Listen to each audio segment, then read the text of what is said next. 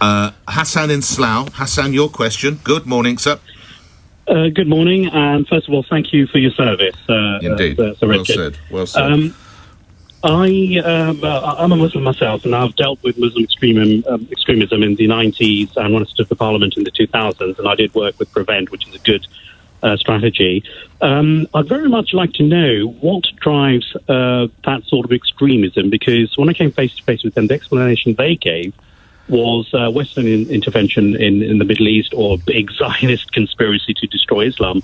I reject both explanations. So what do you think drives them? And connected to that is, do you think there's an impending danger of an Islamic invasion of Europe and America, as espoused by many people on the right and implied by Suella Braverman? Two big questions there. The first one, of course, I need to say a concerning rise in in anti-Islamism and, of course, anti-Semitism as well. Sir Richard, let's address that one first.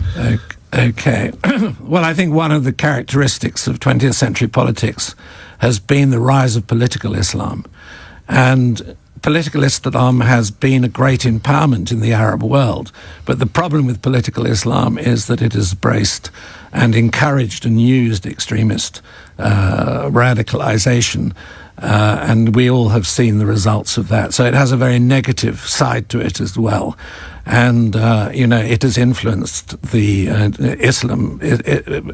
Muslim diaspora across Europe quite significantly. And we've all seen what the consequences of that have been. Look, the rise of anti-Semitism, particularly in our own country, I find massively worrying.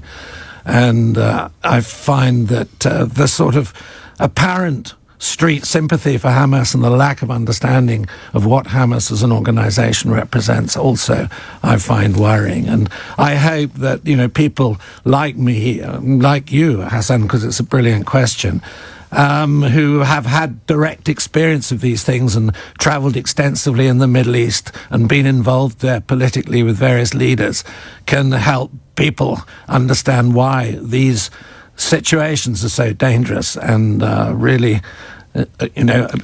introduce a very, very negative aspect into our domestic politics. Should action be taken when protesters put slogans such as "From the River to the Sea" on Big Ben? I'm afraid they certainly should. Are you disappointed they weren't? I'm absolutely disappointed in the Metropolitan Police for that lack of reaction. To Hassan's second point, this idea of some form of invasion, can you briefly address that, Sir Richard, that Hassan referred to? Well,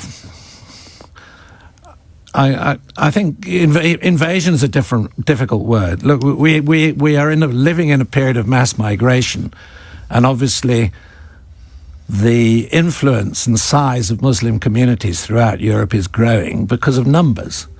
But I think that we need, to accommodate that within our democracy, and I would like to see our Muslim communities, absorbed and being a very positive part of that democracy, and a good chunk of those communities are, and we have no reason to criticize them. So I would be reluctant to, be too provocative in that description of using the word invasion. It has difficult connotations. Lastly,